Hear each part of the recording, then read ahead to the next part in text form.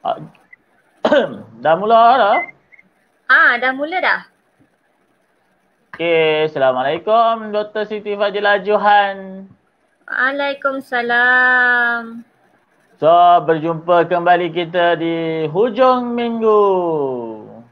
Alhamdulillah. So Ah, hari so, ni ha. kita nak belajar tentang sesuatu kemahiran yang kita perlu belajar. Belajar untuk belajar. Belajar untuk belajar. Terlebih dahulu, Ya. kau ada tag nama saya ke dekat Facebook? Kat Facebook. Kejap ya. Tak. Sambil tu, kita tengok di Facebook, mungkin ada rakan-rakan kita yang nak sama-sama menyertai dan kita belajar bersama-sama kita pada malam. So malam ni kita ambil masa dalam 30 hingga 40 minit untuk berkongsi sedikit ilmu. So hari ni di doktor pun baju doktor bertudung merun, saya berbaju merah. Ya. So saya sekarang ni berada di luar kawasan. Sekarang ni Cikgu Syarul pula berada di luar kawasan. Selalunya saya yang berada di luar kawasan. Di luar kawasan. Baru balik Malaysia sudah tidak betul kah cakapnya? Betul lah. Masalah betul lah. Bila dah duduk dekat overseas lama ni kan. Bidah pun dah jadi pelat dah. Dah hilang dah semua. Saya pun hampir dah orang kata 5 tahun juga overseas ni. 5 tahun ke 5 jam? 5 tahun lah overseas. Lupa ya. Cikgu Syarul memang dah 5 tahun dekat overseas. Jauh overseas Cikgu Syarul. Dah lah ke overseas nak masuk kena ada bayar. Itulah. Nak buat macam mana kan. Tapi dia punya bayaran tu sekarang ni dah kurang kan. Alhamdulillah kurang sikit lah. Berbanding Alhamdulillah jimat dah sikit. Dapatlah diskaun. Alhamdulillah. Dapatlah diskaun sedikit. Okay. So hari ni kita nak belajar untuk belajar. Macam mana tu Cikgu Syarul? Kita nak belajar untuk belajar. Belajar untuk belajar bagaimana pelajar untuk jadi pelajar yang boleh belajar. Macam mana nak jadi pelajar yang boleh belajar? Iya, belajar dengan cara yang betul. Okay. So malam ni kita nak sembang pasal kemahiran belajar. Betul? Yes, betul. Kemahiran belajar. So dekat sini kita ada 10 teknik belajar berkesan. So ini yang kita akan kongsikan pada malam ini. Okey, terlebih dahulu saya nak ke Facebook sekejap. Okey, so nampak saya ke tak nampak? Nampak.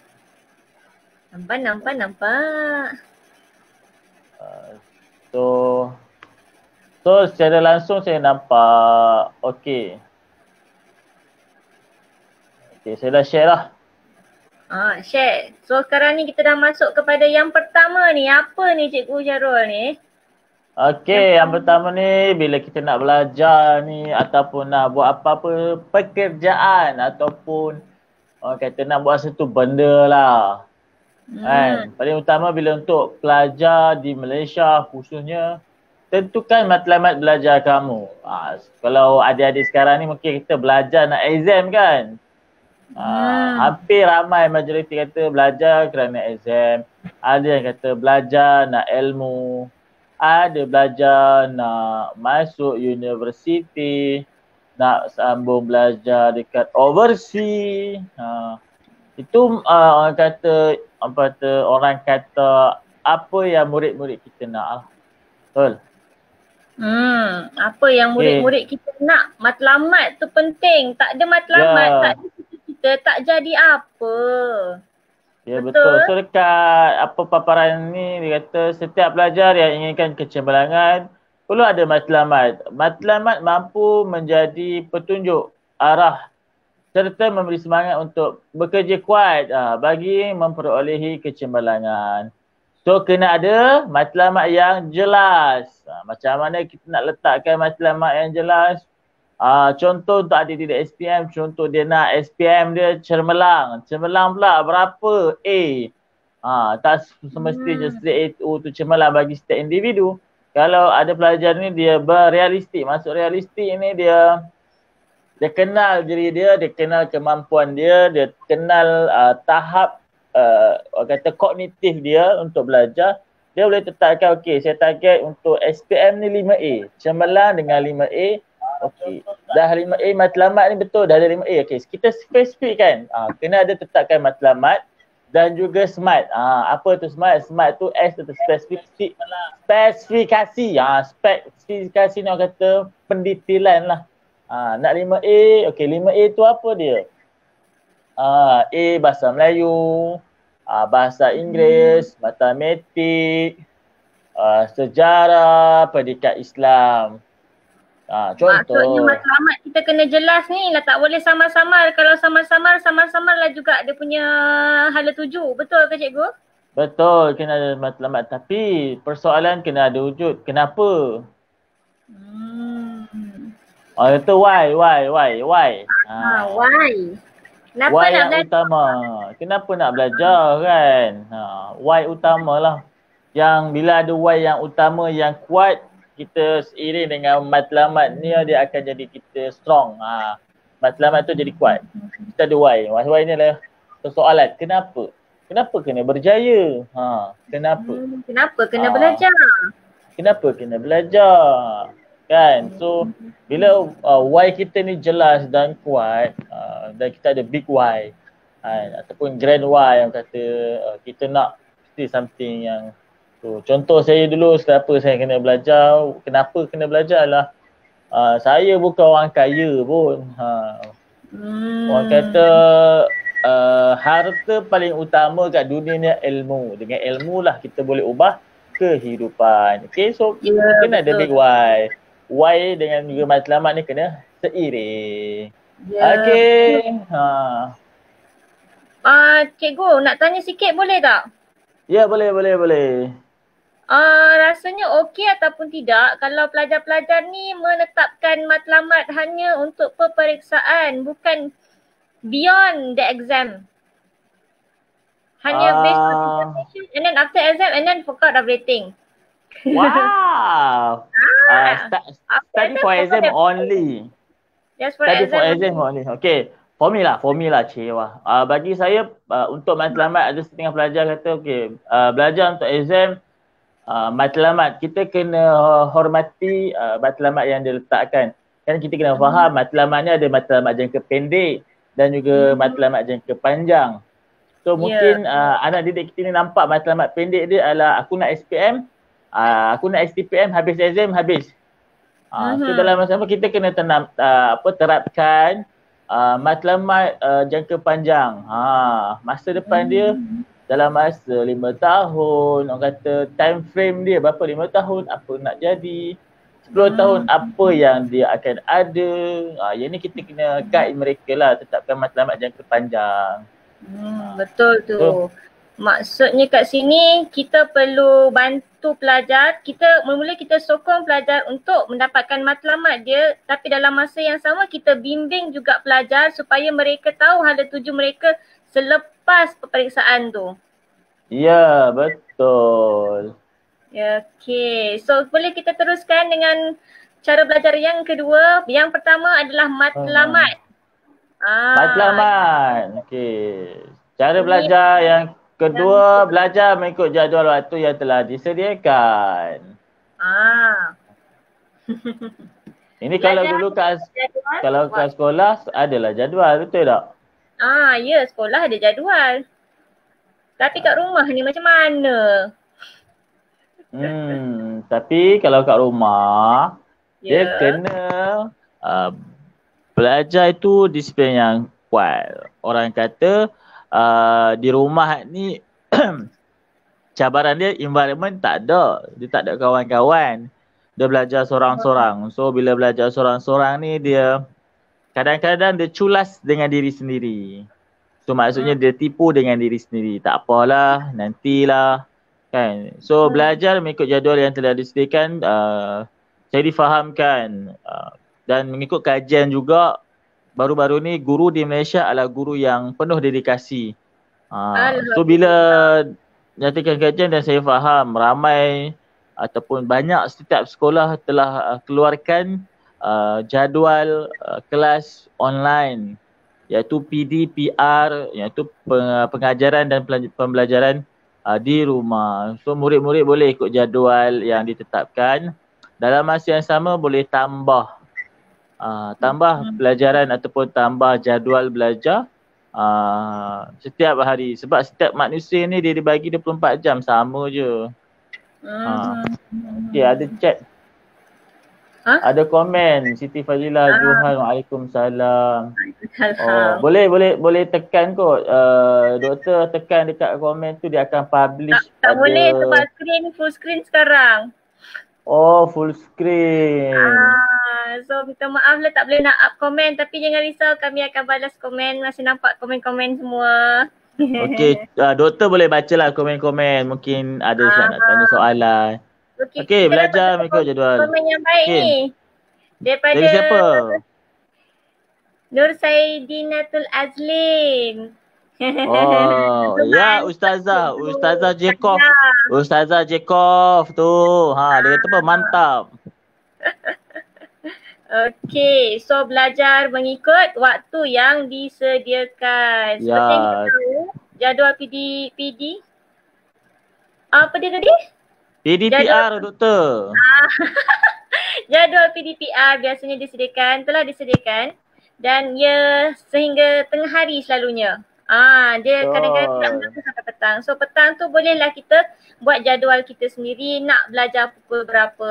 Tapi macam biasalah, kalau kita dah buat, kenalah ikut. Kalau tak ikut, tak jadi apa. Dia kalau yang KPM bagi ikut peraturan satu hari 4 jam sahaja. Itu jadual yang dibagilah. Kan? Ya. So maksudnya sekejap, saya tengah nak share saya punya link ni dekat mana. Sila share cikgu. Dekat try kat sini. Sila share. Okay, sementara Cikgu Syarul share. Kita ke tips yang seterusnya adalah berusaha menyintai ilmu. Cuba yang jadual tadi tu. Kalau 4 jam waktu pagi dah belajar. So lepas PDPR tu mungkin anak didik kita kena orang kata tambahlah usaha lebih, orang kata berkorban masa. Contoh pukul 3 ke pukul 2 sampai pukul 4, 2, 3, 4 tambah lagi 2 jam. Petang ni selalunya banyakkan orang kata membuat latihan, membuat nota. So banyakkan orang kata nota ataupun latihan yang menggunakan hands on. Sebab bila petang kalau kita membaca, badan kita dah penat pagi belajar. So petang kita nak tambah lagi kepenatan dari segi penggunaan kognitif. So cadangan yang terbaik petang ni adalah kata hands on. Hands on tu banyakkan buat latihan-latihan, nota-nota. Petang wajib beriadah. So malam tambah lagi 2 jam. Macam mana? Sekarang kan PKPB, macam mana nak riadah? Boleh riadah? Boleh riadah. Boleh riadah. Dalam rumah pun boleh beriadah. Riadah ni kita buat senaman ringan. Bukan sekadar main game, riadah yang kata menyihatkan badan, keluar sapu sampah pun boleh juga. Yang penting benda tu sihat. Okey. Boleh kita proceed? Boleh. Tapi sedikit lah. Mungkin macam mana doktor dulu belajar sampai tahap sampai menjadi seorang doktor pada usia yang muda. Boleh share sikit. Dalam masa kita Apa? share jugalah di rakan-rakan Facebook kita.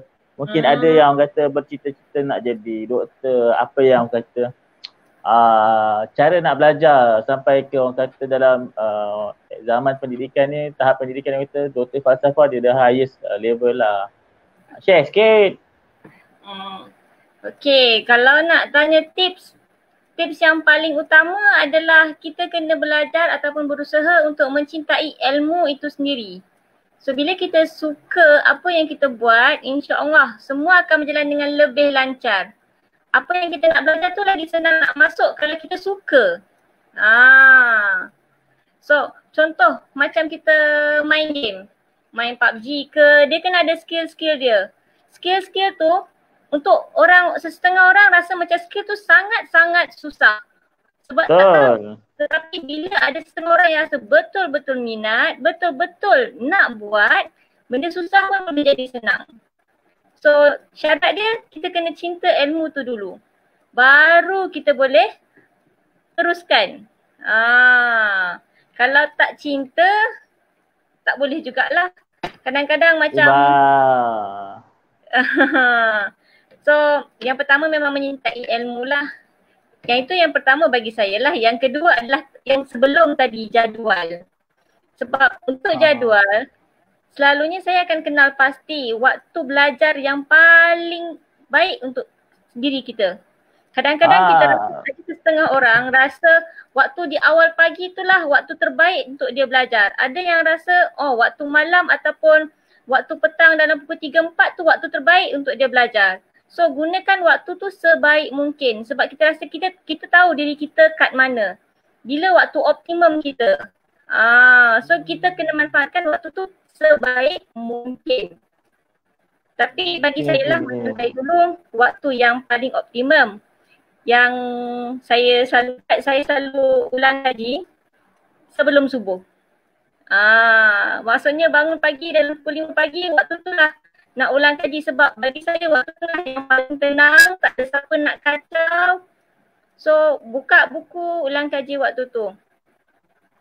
Sebelum subuh tu jangan awal sangat, dalam pukul 5.30 sampai pukul 6.30, 1 jam. Kadang-kadang waktu yang berkualiti adalah lebih bagus daripada kita belajar 3-4 jam straight tapi waktu tu tak berkualiti.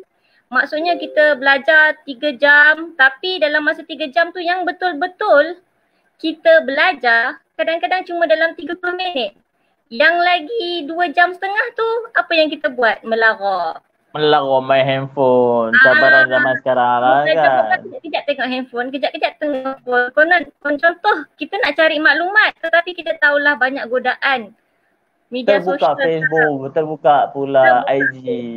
Terbuka IG, terbuka Twitter lah, TikTok lah. So kita kena ada kawalan diri yang tinggi lah supaya kita tidak terpengaruh. Okey, waktu belajar. Lepas waktu belajar nak layan kita boleh. Kawalankan dirilah. Okay. Betul, kawalankan diri dan juga waktu jadual fleksibel dan kita manfaatkan waktu belajar kita secara optimum. Kalau sejam pun yang berkualiti pun dah cukup memadai. Betul kan? Ya betul. Okey, sekarang ni Cikgu Syarul ada ulasan ke berkaitan dengan berusaha untuk mencintai ilmu ni? Ulasan mencintai ilmu. Tadi kiri kanan. Okey, berusaha mencintai ilmu. Saya suka ambil pepatah tak kenal maka tak cinta. So dah kenal, kita akan berkenalan. Kita akan mengetahui nak tak nak kena mengenali kan. Kena ada tanamkan sifat menyintai ilmu itu sendiri. Tak banyak pun sikit. Sebab kalau kita senang kata bila kita ni ibarat kata cawan air. Okey, ilmu tu adalah air yang akan bagi sedikit-sedikit. Kalau ilmu yang banyak dia akan bagi banyak lah. Kalau sikit dia akan bagi sikit-sikit. So cawan ni adalah diri kita. Kalau cawan tu ada penutup dan kita buka, maksudnya kita hati terbuka untuk menerima ilmu yang disampaikan. Tapi kalau ada cawan, tapi tu cawan tu kita tak buka pun, tutup. Dan ilmu kita hanya ada separuh sahaja. Maknanya ilmu kita tak bertambah lah. Tapi kalau kita ada rasa nak menyintai ilmu, nak mencari ilmu dengan sifat keterbukaan, rendah diri, kan ilmu yang kita dapat pun sikit, lama-lama air tu akan penuh. So bila penuh juga, dia akan, bila terlalu penuh, air tu akan keluar. Bila keluar, ilmu itu yang keluar tu adalah benda yang kita nak share pada orang sekeliling kita. Maksudnya dekat sini kita kena buka minda kita untuk sentiasa menerima ilmu-ilmu yang bagus, yang elok dan kongsikan supaya benda ilmu tu lebih bermanfaat untuk orang lain juga. Betul. Dia konsep macam kita belajar. Kemudian kita dah baca, dah faham, kemudian kita bagi kat kawan kita.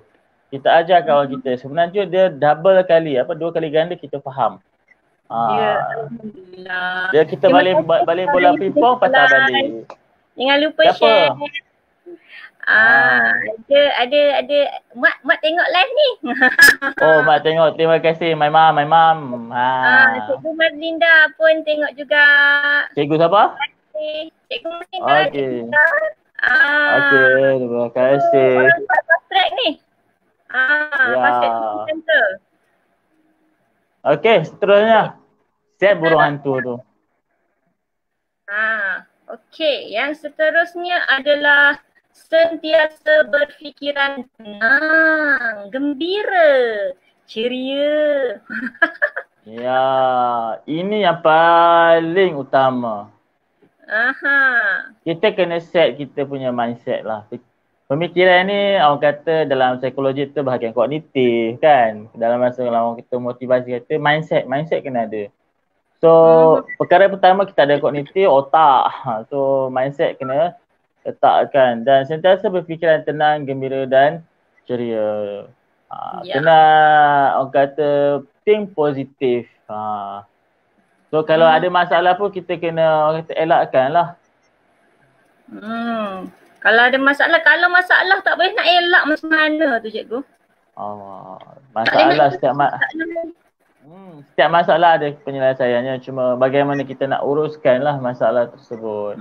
Tapi untuk anak didik kita kat sini sentiasa berfikiran tenang dan gembira lah, sebab anak didik kita ni tak fikir pun macam mana nak cari duit kan. Untuk yang orang kata pada peringkat umur mereka ni adalah fokus utama adalah education lah, pendidikan kan. Cuma saya risau ada setengah anak didik kita ni yang kata peringkat umur tingkatan 4, tingkatan 5, dia dah mula sibuk cari kewangan.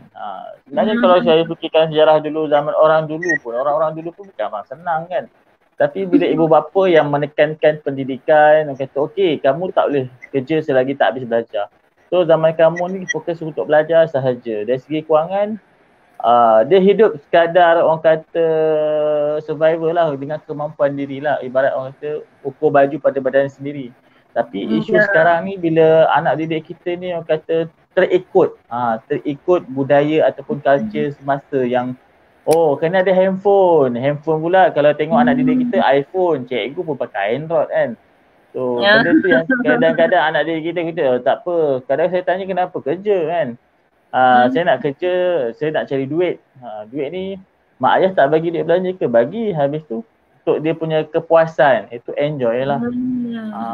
Itu kesilapan anak didik kita lah. Tapi kalau yang dah belajar, ada kita tak boleh nak salahkan keseluruhan. Ada juga yang kerja sebab nak support family. Tapi kita kena orang kata guide mereka lah. Supaya mereka tidak tersasar. Kita ada... Ya, tersasar. Kita ada Coach Muhammad Nur ni. Assalamualaikum. Waalaikumsalam. Terima kasih Coach kerana menonton live kami. Sila share. Hari ni kita sebenarnya tengah membincangkan cara belajar. Belajar cara untuk belajar. Ya, belajar untuk belajar. Untuk menjadi pelajar yang belajar dengan jayanya. Macam mana nak belajar dengan jayanya? Sekarang ni belajar tak belajar dengan jaya ke? Banyak cabarannya. Tambah lagi PKPB macam ni. Banyak cabaran yang mereka perlu hadapi. Sebab itulah pelajar-pelajar sekarang ni kena sentiasa berfikiran tenang, gembira, tenang, berfikiran terbuka. Berfikiran terbuka ni supaya macam kita boleh reda dan boleh adapt. Betul. Yes, kita kena adapt ni ilmu baru ni, kena adapt dengan persekitaran, kena adapt dengan situasi baru. Situasi baru. Okey. Yang tenang ni, bagi pendapat saya lah, tenang ni adalah benda yang sangat-sangat penting. Sebab kalau kita tak tenang, kita punya tindakan boleh dipengaruhi dengan emosi. Yalah, kalau tak tenang buat benda lain pun tak jadi. Betul. Buat benda apa pun tak jadi kalau tak tenang. Kalau kita marah-marah buka buku, memang tak masuk. Betul. Memang tak jadi. Kita kena bertenang dahulu. Kalau rasa nak marah, kalau marah geram ke apa ke, cuba untuk bertenang. Duduk dulu, minum air, cuci muka. Rehat dulu, lepas tu baru nak buka buku. Iya, betul. Kalau terbuka tak jadi apa. Okey, boleh kita teruskan? Boleh teruskan. Yang seterusnya. Hindari masalah. Ini. Hindari masalah. Masalah betul nak hindari masalah. Masalah betul. Masalah sangat ni nak hindari masalah ni. Sebab setiap orang, dia kalau cakap masalah ni, setiap orang ada masalah hanya. Betul ya, Doktor? Ya betul, semua orang ada masalah. Tak ada yang tak ada masalah. Baby kecil pun ada masalah juga. Sakit perut, masalah kan, macam mana nak buang air? Betul. Okay, so kat sini konsep kata teknik untuk belajar lah. Hindari masalah. Senang kata jangan. Kita hindari, kita elak untuk timbulkan masalah. Kalau benda tu tidak berfaedah untuk kita, tidak perlulah untuk kita terlibat. Contohnya anak murid kadang-kadang dia pergi tengok orang main motor kan. Padahal dia tengok je pun sekadar seronok. Kadang-kadang fikir-fikir balik, kalau kena tangkap waktu tu, tambahlah masalah dia contoh. Tapi kita tak nak lah. So hindari masalah ni kata letakkan diri kita untuk fokus belajar. Senang je. Duduk rumah, ikut jadual kan. Kalau nak bercampur dengan kawan-kawan pun untuk pendidikan. Fokus sekarang ni sajalah. Tapi kadang-kadang yang kita perasan lah, budak-budak ni bukan budak-budak lah. Yang remaja ni dia ada satu perasaan dan dia nak cuba sesuatu yang baru. Dia rasa macam alah bosan lah, takkan nak belajar je. Sebab tu dia orang cari masalah tu. Itulah yang kita kena bantu mereka ni, kena bagi tahu.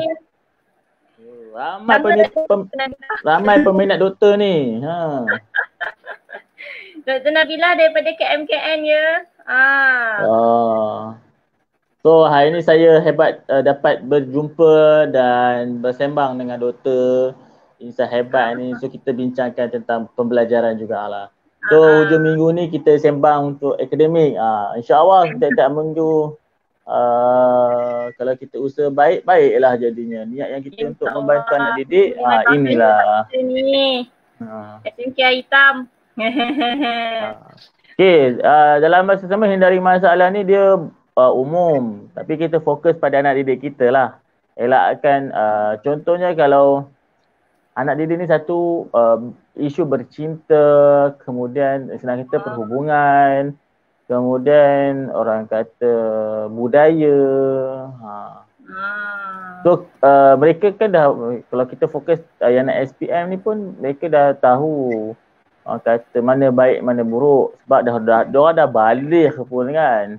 Dah boleh berfikir dengan yang baik. So cuma nasihat saya kepada ibu bapa lah. Ibu bapa bila di rumah ni kena main peranan. Main peranan utama untuk bimbing mereka, nasihat. Okay, betul. So jangan cari masalah, hindari masalah, elak daripada masalah supaya hidup kita lebih tenang, aman dan gembira. Betul tak?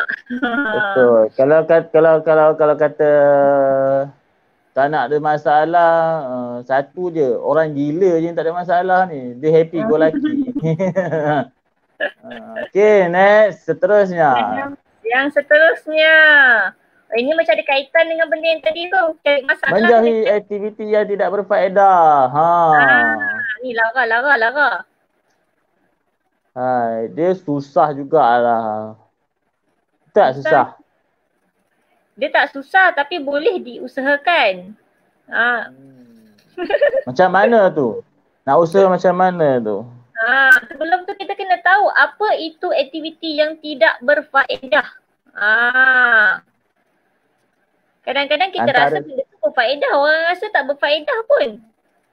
Betul. Okey, apa dia? Contoh, kita kena beri contoh bagi nampak apa yang faedah, apa yang tak faedah macam tu. Contoh macam main game. Tapi saya tak cakap tak boleh main game. Boleh main game. Tetapi kita kena kawal lah aktiviti tu. Biarlah kita main game pun kita boleh menghadap kehidupan yang normal. Maksudnya kat sini contoh kalau kita main game, okey main game tapi kita main game ni main game yang betul-betul ada tournament ke yang memang boleh cari duit. Macam buat channel YouTube ke. So benda tapi tu, kalau macam main game kan doktor, dia untuk anak didik kita ni dia ada beberapa peringkat lah. Kalau fokus memang belajar, tapi yang majoriti lah yang saya nampak, game ni sebagai hiburan bagi mereka.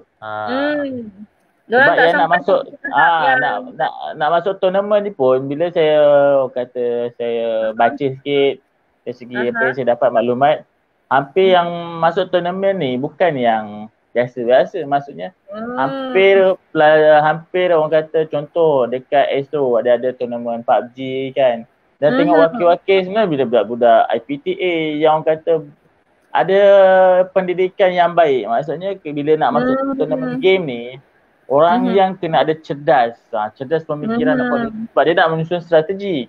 Tapi kalau compare dengan anak didik yang sekadar hiburan, dia akan drag masa tu lah. So game tak salah, saya beritahu. Itulah benda yang maksudnya itulah perbezaan antara kita buat sesuatu yang berfaedah dengan yang tidak berfaedah.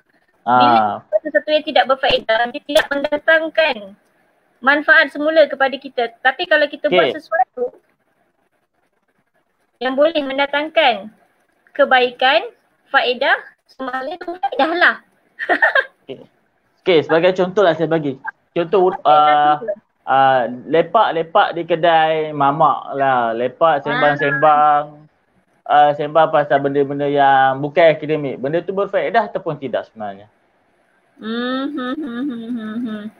Kalau pandangan doktor lah. Apa berbincang tentang? Duduk dekat kedai mamak ke, duduk kat tepi, contoh dekat sini bawah jambatan ke, lepak sembang, orang kata sembang kosong, membahan, macam tu lah. Adakah itu berfaedah sebenarnya ataupun tidak? Oh, mereka mengumpul saham tu. Saham apa? Saham akhirat? Yelah, sebab tadi cikgu cakap mereka sembang apa tadi tu? Dia macam ni, sebenarnya berfaedah ni yang mendatangkan kebaikan sebenarnya. So apa yang aktiviti yang tidak berfaedah sebagai contoh, saya bagi sebagai contoh main game yang terlampau lama tanpa kawalan. Yang kedua, lepak tanpa membincangkan perkara-perkara berbentuk pendidikan ataupun lepak. Keempat, orang kata menghabiskan masa. Menghabiskan masa dengan apa? Aktiviti yang tidak mendatangkan keuntungan untuk dia, terutama untuk anak didik kita yang nak ambil SPM, STPM kan. Maksudnya dia malam keluar, sekarang ni terhad jugalah. Tapi pukul 8 keluar, duduk jalan-jalan, pukul 10 balik. Kemudian lepas balik, dia tak baca buku, dia main game and then dia tidur.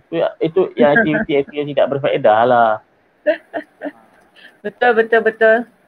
So maksudnya kita kena elak lah, jauhkan daripada aktiviti-aktiviti yang tidak berfaedah. Sebab kadang-kadang kan, saya tak tahulah orang lain rasa benda yang sama ke tidak. Kadang-kadang bila kita dah terbazirkan masa, kita akan rasa menyesal di hujung-hujungnya. Selalunya di hujung-hujung lah. Contoh macam kalau kita dah bazirkan masa buat perkara yang tak berfaedah, kita melara, buka YouTube, baring tidur. Tapi baru tengok alamak kerja sekolah tak buat, assignment nak kena hantar, cikgu nak minta hantar. So time tu lah rasa macam menyesalnya. Tapi menyesal tu sekejap je. Besok buat balik. Macam mana tu? Tu namanya dia kesedarannya hanya seketika. Tapi itu utamanya lah masalah attitude dia lah kan. Kita kena bantu. Kita bantulah. Tapi pesanan kalau anak-anak kat rumah ni ibu bapa lah main peranan utama. Betul. Kita sampai yang keberapa ni? Banyak dah ni. Tak apa, sambung je. Yang ni kedua, keempat. 4 kot satu. Okey. Banyak ni. Setiap yang dibaca. Okey. Setiap yang dibaca mesti diingati. Yuklah. Saya masalah ni. Saya tak ingat ni. Macam mana setiap yang dibaca mesti diingati. Macam mana nak dapatkan ni? Apa teknik-teknik untuk mengingati? Dia antara tekniknya yang saya tahu kena repeat. Tak boleh sekali baca je sebab tak semua orang genius. Saya bukanlah seorang yang genius dan saya sangat bermasalah untuk mengingat apa-apa fakta. So apa yang saya buat, saya baca balik, cuba ingat. Menggunakan konsep, fahamkan konsep, ulang balik. Itu pun kadang-kadang tak ingat-ingat, ulang balik. Ya. Sebab kita bukan manusia yang sempurna, manusia sentiasa mudah sangat lupa. Jadi apa yang kita boleh buat, kita kena sentiasa baca balik. Buat balik. Aplikasikannya. Boleh tolong tambah cikgu? Saya guna konsep batu. Batu? Apa tu? Setiap yang dibaca mesti diingati. Konsepnya batu. Pertama baca. Konsep batu. Batu apa? Konsep pertama batu. Iaitu baca. Kemudian dah baca kena dengar. Baca, dengar, batu. Saya ambil batu lah. T adalah tulis. Baca, tulis, ulang. Ya. Baca, tulis, ulang. Tapi saya suka saya suka ingatkan diri saya dan anak didik, baca ni kena kita mendengar. Baca kena baca kuat sikit lah supaya telinga kita boleh dengar. Ya, saya suka ambil konsep tahfiz. Tahfiz, budak-budak hafazan. Dia baca untuk menghafal tu memang kena dengar kat telinga. Sebab bila kita membaca, kita mendengar. Sebab otak dengan telinga ni paling dekat adalah telinga. Sama juga. Telinga kena dengar, baru senang nak ingat. Ya, senang nak ingat. Sama juga macam kita dengar lagu hari-hari tapi kita tak pernah nyanyi pun. Sehari contoh, 4 darah duduk di tepi kolam. Tepi sungai. So kita bila benda tu orang kata lebih 10 kali diulang-ulang di telinga kita. Sebab telinga ni dekat dengan kognitif otak kan. Dia akan sampaikan terus dengan cepat. So benda tu senang ingat. Berbanding kita baca tak dengar apa-apa. So dia lambat. Itu teknik lah. Baca sambil mendengar dengan kuat. Yang kemudian tulis. Tulis. Baca, tulis. Okay. Baca, dengar, tulis. Maksudnya sambil baca kuat. Lepas tu kita tulis poin-poin yang kita nak guna. So akhir sekali ulang lah benda tu. Repeat. Ini teknik orang kata teknik yang saya gunakan lah. Teknik batu, baca, lepas tu dengar, tulis, ulang. So sebab kalau orang tanya saya macam mana boleh nak ingat semua benda tu. So kadang-kadang satu lagi dengan tulisan pun kita boleh waktu exam kan. Ya Allah lupa lah. Allah masalah lah. Sebab duk pejam mata, duk bayangkan kat mana aku tulis, macam mana tulisan tu belah mana lah. Baru jumpa. Bila kita dah ingat sesuatu, macam kita nak ingat seseorang. Contoh Ali hak mana lah. Ustaz, hak gelap tu kah? Bukan hak kuih tu kah? Ustaz, dia hak kepala dogoi tu. Hak tu kah? Dia ada kalau kita watermark lah. Watermark yang kita boleh ingat seseorang. Itu kalau kita nak ingat seseorang. So dalam untuk belajar ni kita kena ada satu tulisan tu ataupun nota yang ringkas yang hanya kita yang buat, hanya kita yang tahu. Kat mana kita letak tulisan tu, warna apa, kalau cantik warna apa kan. Lepas tu dia macam mana konsep yang guna apa awalan huruf tu, apa namanya tu? Akronim. Akronim. Itu pun bagus juga untuk mengingat. Contoh senang. Ceritaan pun bagus juga. Ceritaan. Kau kata supaya kita lebih mudah untuk mengingat sesuatu fakta. Ya, betul. Macam kalau sains kan dulu apa, Ustazah Zara balik Mekah. Ustazah Zara balik Mekah. Lepas tu apa dia? Ustazah tu apa? Utarik ke? Betul kata.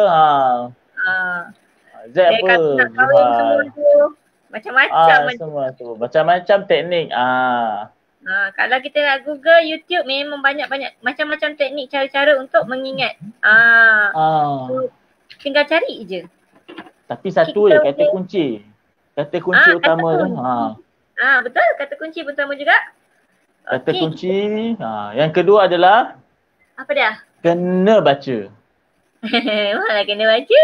Sebab sebab wahyu yang pertama adalah Iqra. Baca. So dalam bentuk ilmu ni adalah baca dulu. Baca dulu. Tak baca. Kena membaca.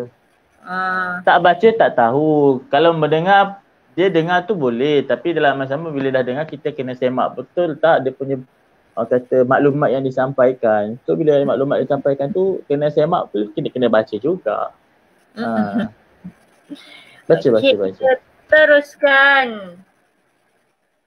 Segar. Belajar dalam keadaan yang segar. Segar. Bukan belajar dalam air je, bukan. Bukan belajar dalam peti ais je, bukan. Saya cikgu, yang segar-segar ni selalu dalam peti ais. Macam sayur, ikan nak bagi segar dalam peti ais. Takkanlah budak pun nak belajar dalam peti ais kan. Tak, maksudnya budak tu nak duduk dalam aircon. Habis kat sekolah mana ada aircon? Sekolah kipas saja dia. Macam mana tu? Tu Diman. Cikgu cakap nak kena belajar dalam keadaan segar. Kami nak aircon. Belajar dalam keadaan segar ni maksudnya kena tidur yang cukup. 8 jam ke 6 jam ke 8 jam. Tidur yang cukup. Bangun awal, bila bangun tu pula orang kata terus mandi. Tapi kongsikanlah bagi yang kita dah bangun tidur ni, kalau boleh dapatkanlah satu teguk air minum. Okey, rest kejap barulah kita mandi. Kemudian solat subuh kalau yang Muslim kan. Solat subuh, bangun awal segarkan. Itulah bangun awal, tidur awal. Bangun awal. Janganlah jadi burung hantu. Tidur lambat, bangun lambat. Lepas tu, pening kepala. Terus buka laptop, tengok belajar online. Lepas tu, tengok ada kes. Hari ni ada seorang. Dia punya trik, dia tukar background belakang.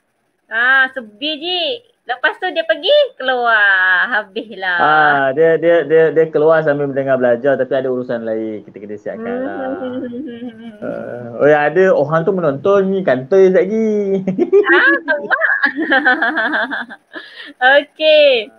Belajar dalam keadaan segar. Maksudnya kat sini sekurang-kurangnya gosoklah gigi, cucilah muka. Janganlah comot-comot terus belajar. Otak tu tak sempat nak berfungsi dengan waras lagi.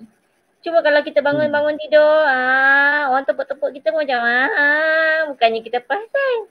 Sebab masih lagi dalam keadaan separuh sedar. Okay, next seterusnya. Next. Lambat pula kita hari ni. Memohon petunjuk daripada Tuhan. Ya. Teruskan cikgu siapa? Sebab kita hanya insan yang merancang. Maha Pencipta Allah SWT yang paling terbaik untuk merancang, menentukan perancangan terbaik yang Maha Esa lah. So sebagai kalau orang Muslim, orang Islam dan agama-agama lain pun kalau pun meminta petunjuk pun minta sesuatu pun dengan yang Maha Pencipta. So kita sebagai umat Islam kenalah mohon dengan Allah SWT. Mohonnya macam mana? Kita kena lengkapkan sehari tu 5 waktu, kena jaga solat kan. So lepas bangun tu kita kena bersujud, meminta kesyukuran, kena diberi umur yang panjang. Kita diberi peluang untuk kita masih belajar. Sebab kita ada komen. Komen. Siapa tu? Kita ada komen dari Miss Call. Miss Call cakap orang Cina belajar ada 4 cara. Iaitu Dushu Si Diao. Iaitu mata, mulut, tangan dan hati. Cara mata, perhatikan dengan baik-baik. Mulut, baca dengan suara kena keluar. Tangan ambil catat. Dan hati kena ingat. Jadi semua pembelajaran dapat dijalankan dengan berkesan. Bagus. Miss Ko punya. Miss Ko pun cikgu counselling juga. This is my partner. So kebaikannya bila kita buat secara langsung ni ada rakan-rakan yang lihat dalam masa sama mereka boleh berkongsi ilmu lah. Kita pun masih belajar. So kita balik pada tajuk ni, mohon petunjuk. Sebab kadang-kadang kita belajar usaha kan, dalam waktu exam pula kadang-kadang kata hidayah kecerdasan ni kadang-kadang blank, kadang-kadang Allah SWT kita belajar sikit dapat hidayah kekuatan, dapat jawab dengan sepenuhnya. So pada utama mohonlah yang dengan yang Maha Pencipta iaitu Allah SWT. Untuk agama-agama lain mohon dengan mengikut kata cara agama tersendiri. Ya, betul. Kita ada lagi ke ni? Jadi, jika tahniah pada diri sendiri. Tahniah kepada kita kerana dapat membuat live pada hari ini, dapat berkongsi cara belajar. Belajar cara untuk belajar. Belajar cara untuk belajar untuk cara belajar, bagaimana menjadi pelajar yang berjaya. Okey, jika berjaya ucap tahniah pada diri sendiri. Okey, tepuk dekat badan. Tahniah Syarul. Tahniah dapat jawab. Tahniah dapat peningkatan walaupun 1 markah. Tahniah. Dalam masa yang sama bila kita dah penat belajar, kena ada reward diri sendiri. Reward diri. Reward ni contohlah terpulang lah kadang-kadang, tapi benda yang baik lah. Contoh, hari ni dah habis belajar, penat, hujung minggu aku nak kata rest dalam masa 1 jam, 2 jam. Apa nak aku nak buat reward tu? Aku nak pergi makan. Aku nak pergi tengok movie. Aku nak main bola. Reward lah orang kata, ucap tahniah pada diri sendiri dalam sama reward. Itulah. Reward diri. Okay, so habis dah. Kita ada renungan. Renungan. Renung. Kita nak sembang dalam 40 minit ke 30 minit tapi dah lajak ke 47 minit. Okey, tak apa. Renungan pada malam ini, penawar paling mujarab untuk kejayaan ialah rajin. Dia kalau yang rajin, yang usaha ni akan dapat lebih. So tak kisahlah genius ke apa. Kalau malas tak jadi apa ke? Betul. Musuh paling utama untuk seseorang tu adalah malas. Malas. Tapi kadang-kadang saya selalu juga jumpa ni yang rajin mengaku diri malas ni. Tak tahu nak cakap macam mana. Itu kita kena bantulah. Kesian ni. Kena. Cikgu saya rajin apa? Rajin malas. Rajin malas. Kita kena usaha. Seterusnya apa ni? Kejayaan tidak datang kepada orang yang leka. Betul. Leka. Ni daripada Charles Kishier.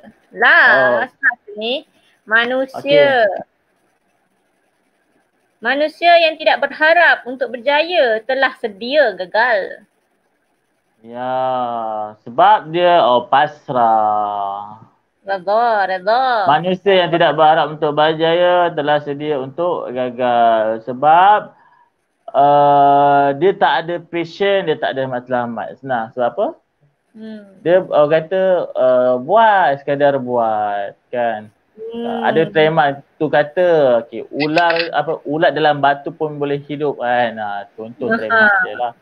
Kan? So untuk manusia yang berjaya ni dia perlukan usaha. Kena ada matlamat. Dan kalau kita dah usaha, dah belajar sungguh-sungguh, tiba-tiba kita gagal. Itu tidak bermakna kita gagal selama-lamanya, tetapi kegagalan itu adalah satu ilmu, ataupun kegagalan itu juga adalah satu permulaan untuk kita kenal, kita tahu apa perlu yang kita perbaiki. Bangkit selepas gagal tu kadang-kadang mungkin lebih berjaya daripada orang yang sedang berjaya. Ya, betul. Sebab setiap kegagalan itulah dia akan mempelajari satu ilmu untuk dia perbaiki, tingkatkan. Macam dulu kalau kita fikirkan balik zaman kita kecil-kecil, dulu dilahirkan mana keluar-keluar daripada perut ibu kan, terus berlari, tak ada kan. Dia berperingkat lah. Mula-mula duk baring, lepas tu duk guling badan. Dah guling badan duk mula pula menerap. Dia merangkak, step-step. Bila dah menerap, merangkak tu step dia, tingkat-tingkat dia. Mula pula capai dinding ke apa, duk berdiri, duk goyang pungkok. Tu duduk. Tapi waktu tu kita tak fikir pun, jatuh. Kita waktu tu kalau fikirkan balik, kalau dah jatuh malas lah nak orang kata usahakan. Tapi waktu tu kita tak banyak-banyak sangat fikir ataupun tak ada complicated thinking kan. Just buat je. Bangun. Lepas tu bila dah dapat kaki, kita jalan. Dah seronok sebab kita dah boleh jalan. Lepas tu mula nak start lari. So bila kita fikir balik, okey, dulu waktu tu sebab orang kata boleh lah kecil, mana ada benda yang kita nak fikir kan. Itulah kita kena tanamkan. Bila kita nak buat sesuatu tu, jangan more complicated. Just simple thinking, just buat lah. Gagal tak apa. Hang belajar satu kegagalan. Hang belajar satu benda yang gagal sebab apa? Contoh belajar math. Math dapat E. Math pula gagal. Pasal apa aku gagal? Tang mana? Okey. Tengok balik kesilapan apa. Apa teknik yang kita silap buat. Kita baikilah balik. Lepas tu orang kata SPM sejarah susah. Kan? Sejarah susah. Duk kena baca, kena ingat pasal apa banyak sangat kan. Lepas tu dah lah kena wajib lulus pula. Bahasa Melayu dan sejarah. Kan? Kata semak balik macam mana kita belajar. Macam tu lah. Ya, betul. Kita ada, ini mungkin yang terakhir. Jika tujuan anda jelas, anda boleh mencapainya dengan mudah. Ya, hidup kena ada tujuan. Ya.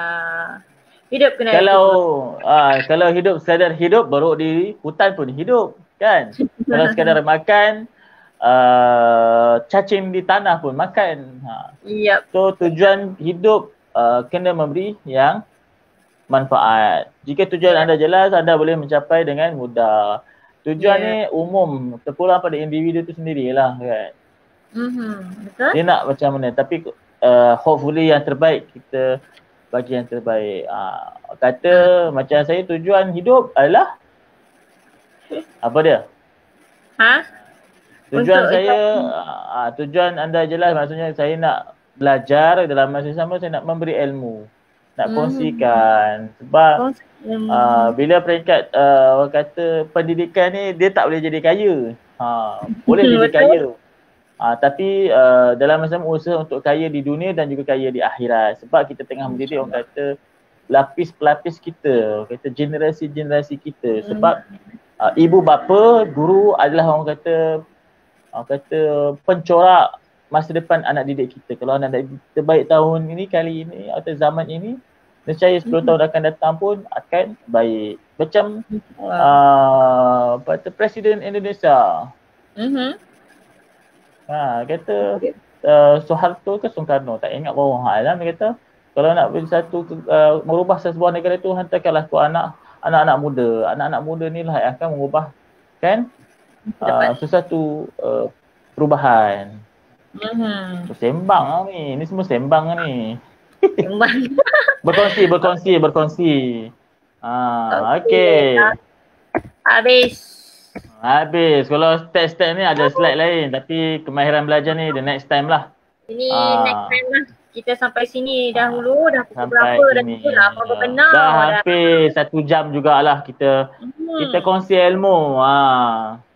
Kongsi Sambil-sambil ilmu. kita manfaatkan lah apa yang ada. Okay. Ah. So hari ni DJ Cho dia jadi baik sikit. Baik sikit Dia dah. Orang lain dia jadi host tak tahu dia berkeudaran dengan Dr. Siti Fadilah Johan. Dia jadi host. Saya jadi orang kata jemputan. Selalunya saya jadi apa? Yang dijemput. Hari ni saya yang menjemput. Dia duk nak belajar pasal StreamYard juga. Okay, so saya rasa itu saja perkongsian kita pada hari ini. InsyaAllah jika ada masa lagi kita akan buat perkongsian lain. Semoga apa yang kami kongsikan ni boleh memberi manfaat. Kalau rasa macam tak bermanfaat kepada diri, boleh kongsikan kepada orang lain yang mungkin memerlukan ilmu-ilmu ni. Ya, betul. Ilmu yang dikongsi, diamalkan akan jadi lebih bermanfaat daripada ilmu yang kita simpan sendiri. Ya, sebab ilmu ni pun takkan habis. Kalau dia dah bagi, kita korek, kita curah dia, kita tambah lagi ilmu. Kita bagi, kita tambah kan. So, dia makin lebih manfaat. So, sebelum habis sesi sembang malam kita ni santai-santai kan. InsyaAllah kita akan usahakanlah kalau boleh hujung minggu kita kongsikan ilmu. Semangat Cikgu Syarul Hari biasa pun sama, live juga. Hari biasa dengan company lain. Hari biasa dengan company lain. So, untuk okay, hari biasa company lain lah. Hari hujung minggu ni kita sahaja kan. Okay, nasihat saya untuk anak didik di Malaysia, khususnya di Pulau Pinang. Jangan lupa esok Isnin kita belajar secara online PDPR mengikut jadual yang sekolah telah tetapkan, ataupun kalau lembaran-lembaran yang cikgu telah bagi ataupun ibu bapa yang ambil di sekolah, kemudian tolonglah untuk kata manfaatkan dalam masa 2 minggu sahaja lagi. Saya yakin dan percaya 2 minggu lagi. Maksudnya 2 minggu lagi. Besok dah 1 Disember.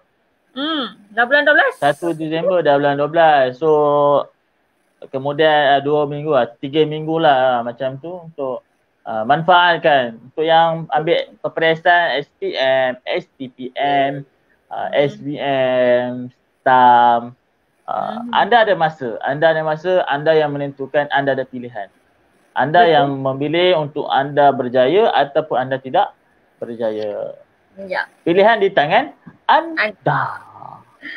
Okay, itu sahaja daripada saya. Seterusnya saya serahkan kepada Dr. Siti Fadilah Johan. Okay, saya rasa sampai di sini juga. Tak ada apa nak kata, saya dah cakap penutup tadi.